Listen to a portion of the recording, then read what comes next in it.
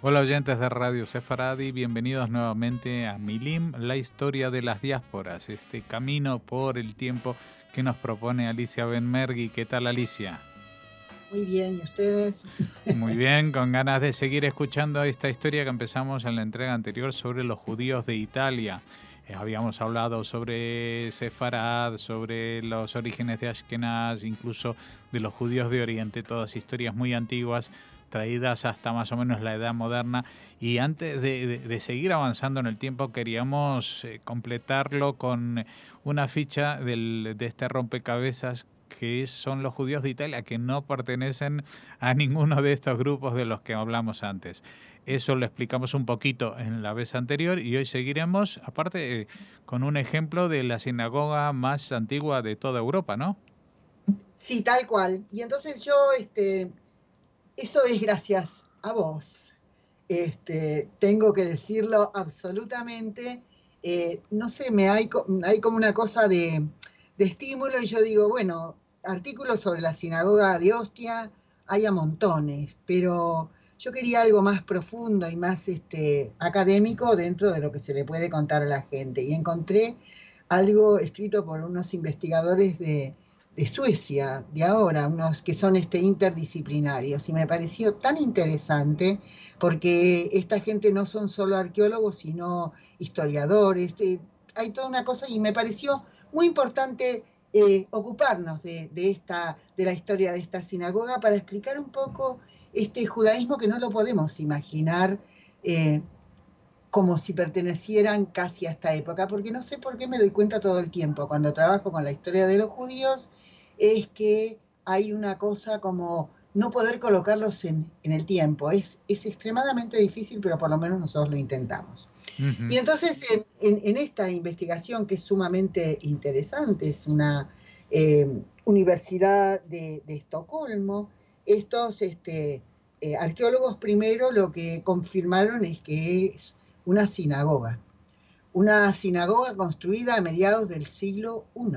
Así que esto habla de la vejez, no de la vejez, de la antigüedad de la permanencia de los judíos en Roma. Pero aparte, toda esta investigación arqueológica lo que termina, porque como es un estudio interdisciplinario, es explicándonos cosas de estos judíos, no solo de Ostia, sino de estos judíos que vivían en el Imperio Romano. Y para la próxima vez te anticipo que voy a tratar de hablar un poco sobre las tumbas de estos judíos que fueron encontradas O en... catacumbas, ¿no? Porque en esa época también... No, tumbas no, catacumbas. Está bien, está perfecta Uh-huh. la corrección, para entender muchas cosas sobre este judaísmo tan viejo, que está ahí por tantos siglos, y después avanzaremos. Pero a mí me parece que ya que Radio Sefarad nos da el espacio y vos y la oportunidad, Jorge, de explayarnos y de profundizar en estos temas, no hay que desaprovecharlo. Y entonces lo que me enteré a través de este artículo es que además de haber sido, de que se confirmó realmente que es una sinagoga, porque vos sabés que para un investigador, hasta que no se demuestre lo contrario, todo está puesto en duda. Entonces sí, esta es una sinagoga muy antigua, construida en el siglo I, a mediados del siglo I de nuestra era, en lo que era el antiguo puerto del Imperio Romano. Creo que en Ostia estaba la desembocadura del Tíber, y por ella salían al mar los barcos y sobre todo traían trigo para Ostia. Y Ostia se convirtió en una ciudad que duró unos 500 o 600 años, después entra en absoluta decadencia, y además de ser un puerto muy importante, en un momento dado en la historia imperial llegó a ser una urbe. Una urbe es una ciudad, y una ciudad con 50.000 habitantes. Así que estos judíos que estuvieron ahí, evidentemente también fueron una comunidad importante. Lo que ellos analizaron, estos ruinas arqueológicas que encontraron, y dicen que este edificio sufrió varias modificaciones, renovaciones, creo que estuvo hasta mediados o fines del siglo VI, no te firmaría todo eso. Y las renovaciones y los cambios que fue sufriendo este edificio hablan de cómo se fue modificando, se fueron modificando estas comunidades judías que vivían ahí, de cómo fueron modificándose las relaciones entre Israel, o lo que quedaba de Israel en aquella época, después de la destrucción del Imperio Romano, pero bueno, se fueron los judíos de Jerusalén y de Judea, pero están en el norte, están ahí, se han quedado y tienen influencia sobre los judíos de la diáspora. Y además de cómo van cambiando las relaciones también entre los judíos y la sociedad que los rodea con el avance del cristianismo. Lo que dicen estos investigadores y lo que dice este estudio es que evidentemente existió una comunidad que fue muy anterior a la construcción de la sinagoga. Y cuando esta sinagoga es construida, es una comunidad muy sólida y organizada la que levanta este edificio. También dice de que es evidente y se sabe históricamente de que en Ostia había otras comunidades judías, que esta no fue la principal sinagoga, pero bueno, es la que queda y es los restos que están. Dice que es una construcción monumental en esa época, que se va a construir tal cual como los templos que tenían las otras religiones, o sobre todo las religiones greco-romanas, que en ese momento eran todavía dominantes, que después, con el paso de los siglos, van a entrar en decadencia y van a ser sustituidas por el cristianismo en el siglo IV, por el emperador Constantino. Y esto se advierte en el edificio. Dice que la primera sinagoga, el primer edificio de la sinagoga, no tiene símbolos visibles del judaísmo, no hay lo que es habitual, y además esta sinagoga es monumental en relación a otras sinagogas de la diáspora, lo que habla de que no se sentían en absoluto menos importantes o marginados en esta sociedad greco-romana. Esto es importante, o greco-latina, que es importante, y yo diría, no sé si greco todavía, es el Imperio Romano, donde ellos están instalados. Después hay una modificación en el edificio, ellos dicen es como una renovación, y en esta renovación lo que es visible es que hay una parte ya de las comunidades que se ha reducido, que hay gente que se ha ido, y que las comunidades, la presencia de distintas comunidades judías se ha reducido ahí en Ostia. Entonces, que se han reunido y se han convocado en una sola sinagoga. Y ahí dice que en esta renovación lo que es visible es que han cambiado las relaciones, que lo que se puede observar es así. Entre otras cosas, un avance del cristianismo y una necesidad por parte de los judíos de afianzar y de demostrar ante propios y extraños, es decir, ante judíos y no judíos, que son judíos, que su pertenencia y su pertenencia religiosa es el judaísmo.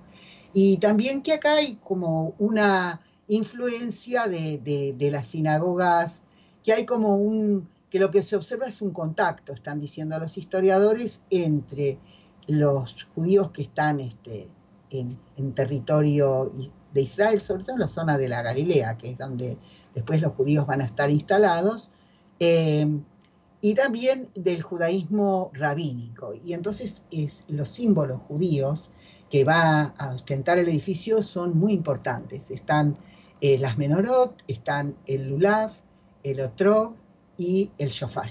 Y son visibles, están afuera, y cualquiera que pase por ahí puede ver eso. Lo que me olvidé de decir es que la primera sinagoga, que es el primer edificio sobre el cual después se han hecho las otras renovaciones y los otros cambios, estaba construido fuera de la ciudad, fuera de las murallas. En ese principio eran fluidas las relaciones entre judíos y no judíos. Pero es evidente que con este cambio que se observa en el edificio, lo que demuestra toda esta nueva edificación que va a tener varias dependencias, que va a tener dependencias de cocina kasher, para hacer el pan y para hacer evidentemente los matzot de Pesach. Lo que demuestra es que esta comunidad que se ha concentrado toma a la sinagoga como eje y centro de su existencia. Y eso también es un cambio muy importante que se manifiesta en la forma en que el edificio está construido, y además hay otra cosa bastante importante. Ahí, en esta segunda renovación, parece que también volvió a tener una tercera renovación el edificio. Lo que se pone es el Arón HaKodesh. El Arón HaKodesh, para quien no lo sepa, es el lugar donde se guarda la Torá. Y hay como una consagración de la santidad del lugar, de esta sinagoga, como reemplazo del templo destruido en Jerusalén. Esto es un poco así y otro poco no, porque lo que hay que saber es que las sinagogas existen un poco antes un poco o antes de la destrucción del templo, pero es evidente que después de la destrucción del templo, los judíos van a utilizar las sinagogas como lugar de reunión, y la santidad del lugar, justamente lo que dicen estos investigadores, está dado por la presencia del Arón HaKodesh, por la Torá que está ahí, y por la importancia que empieza o ya tiene esta sinagoga para esta comunidad, que de esta manera lo que está haciendo son varias cosas. Refuerza su identidad frente a un creciente cristianismo que finalmente va a perseguir a estos judíos. Va a haber todo un problema entre ambas comunidades, pero estos judíos, en el momento en que construyen un templo de esta monumentalidad, porque es monumental para la época y para su tiempo, lo que dicen los investigadores también es que acá hay varias cuestiones. De la forma en que está construido, está por supuesto construido mirando hacia Jerusalén, pero la otra cosa muy interesante habla de una comunidad muy rica, de una comunidad importante y poderosa, que es capaz, tiene la riqueza suficiente y necesaria para construir un edificio de semejante envergadura, porque no es un edificio oculto o menor.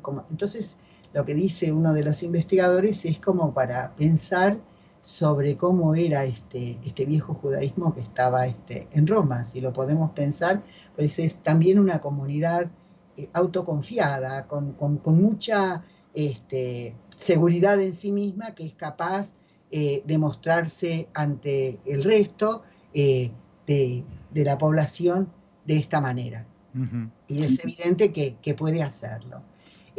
Bueno, el paso del tiempo determinó que Ostia entrara en una decadencia absoluta. Yo creo que para el siglo VI los romanos la abandonan, deja de ser el puerto también, porque el puerto lo van a poner en campaña, esto es en Sicilia.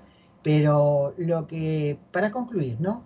Que lo que demuestra también la construcción, según los arqueólogos y los especialistas, es la relación que existía entre los judíos de Israel y de la diáspora, más allá de estos judíos romanos, y de la importancia que le acuerdan en el culto judío desde la más temprana antigüedad y sobre todo en el Imperio Romano, nada más ni nada menos, a la observancia del judaísmo en estos lugares, y cómo esto se afirma ante el lento pero inexorable avance del cristianismo, que va a convertir al judaísmo en una religión marginal y perseguida. Eso también hay que decirlo, pero bueno, eso es tema de otra cuestión. Lo que sí, también he logrado enterarme de que en Roma había por lo menos 11 sinagogas, porque si además en la misma Ostia existían otras sinagogas, hay que pensar, digo, que después cuando uno hoy en día va a Roma y va a lo que es el antiguo barrio judío, el que está ahí detrás del palacio de Augusta, la hermana del emperador Augusto, uno cree que la gente cree que los judíos siempre vivieron en ese único y solo lugar, en lo que es el gueto judío. No. Antes mucho antes, los judíos vivían en distintas regiones o zonas de Roma, y bueno, cuando hablemos de las catacumbas también eso será muy visible. A mí me pareció importante, viste, utilizar la arqueología para diferenciar y matizar y que la gente pueda llegar a entender o por lo menos visualizarlos como distintos o diferentes a veces a lo que la imaginación a uno le dicta, y cómo los cambios en los edificios también, o en la arqueología, que pueden visualizar los arqueólogos, pueden a nosotros transmitirnos alguna idea de los cambios que suceden, que tienen lugar en las sociedades y en la historia de estos temas que estamos hablando hasta ahora. ¿Hay algo que me quieras preguntar o decir? Bueno, sí, comentar, porque se supone que este puerto de Ostia abastecía a la ciudad de Roma, como dijiste, estaba a la entrada de la desembocadura del Tíber, y por lo tanto, pues ahí se trasvasaban las mercancías que llegaban por mar al río. Y supuestamente, digo, si la comunidad era tan rica y abundante y estaba justamente en Ostia y no en Roma, seguramente ellos se dedicaban también a este comercio, incipiente comercio internacional, ¿no?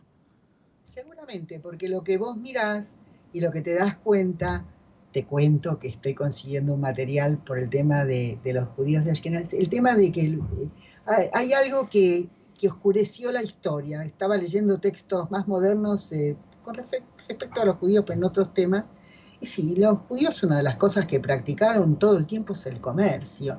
Y el comercio se hacía en los puertos. Y el tema de llegar hasta la India y los radanitas y toda esta historia es algo muy antiguo.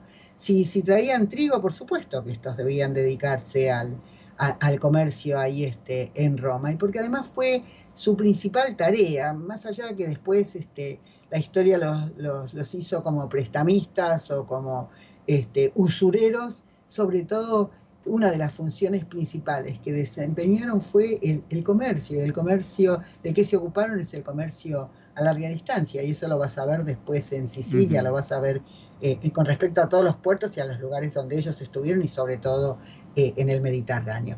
Eso es en Ostia. Después, en la misma ciudad de Roma, en lo que, bueno, uno ve lo que es el Foro Romano y todo eso, había otros judíos viviendo. Ya te digo, si se dice que había hasta 11 sinagogas, y nosotros sabemos que los judíos no siempre necesitaban reunirse en sinagogas para rezar, así que la comunidad era importante y sobre todo vivía bien, estaban bien. Y además hay algo muy importante: cada vez que nosotros miramos una sinagoga, la sinagoga misma de Roma, las sinagogas de Europa, cuando uno ve un edificio muy grande, muy hermoso, lo que tiene que darse cuenta es que esa comunidad ha sido lo suficientemente rica e importante para poder construir un edificio así, y esto pasa después, yo creo, casi después de la emancipación, y esto es mucho tiempo más para acá. Bueno, vamos a seguir, por supuesto, dentro de 2 semanas hablando de los judíos de la actual Italia que habitaron en esa zona. Quisiera recordar a los oyentes, antes de acabar, y saludar, que esta historia y muchas más la pueden encontrar en la página milimcultural.com.ar, y que si quieren pueden recibir gratuitamente un boletín sobre historia judía, justamente cada 2 semanas también, en su correo electrónico, suscribiéndose a través de cultural@arnet.com.ar. Dicho lo cual, Alicia, te agradecemos la entrega de hoy, la entrega general, y te conminamos y te invitamos a que dentro de 2 semanas sigas hablándonos de estas maravillosas historias del pasado. yo estoy muy agradecida por lo que ustedes me combinan y todo eso, porque eso me obliga constantemente y todo el tiempo me asombro, todo el tiempo me llama la atención y agradezco poder hacerlo. Así que, bueno, gracias, Jorge. Hasta dentro de 15 días.